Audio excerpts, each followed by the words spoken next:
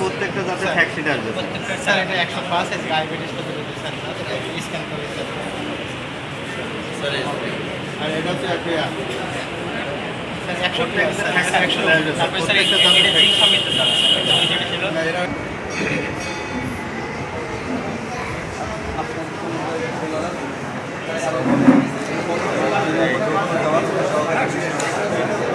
আমার বুকের নাম নিরাপদ বালাইনাশক প্রয়োগ প্রদর্শনপুর। স্যার আমরা উত্তম কৃষি চর্চা অর্থাৎ এই প্রক্রিয়াটাকে সফলভাবে বাস্তবায়ন করতে গেলে স্যার আমাদের ফসলটাকে নিরাপদ করতে হবে।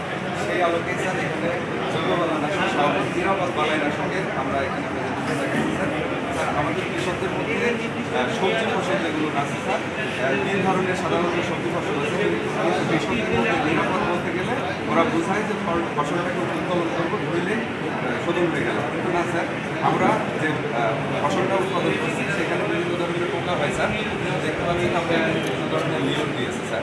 এই তিনটা স্যার আমার সবজি জাতীয় ফসল, বিশেষ করে এটা স্যার বেগুনের জন্য, এটা স্যার বাঁধাকপির জন্য, আর এটা জাতীয় ফসলের জন্য। আমাদের স্যার এখানে আমাদের কৃষকদের মধ্যে ওরা যা আশঙ্কা করে আমরা শেখানোর চেষ্টা করছি, অনেকটাই শিখেছি স্যার। যে কোনো